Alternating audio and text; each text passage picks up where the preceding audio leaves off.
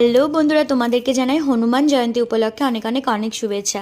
আজকে বরমাসে বাড়ি আসার পরে আমরা দুজন মিলে রেডি হয়ে চলে আসলাম আমাদের এখানকার একটা বজরংবলী মন্দিরে পুজো দিতে।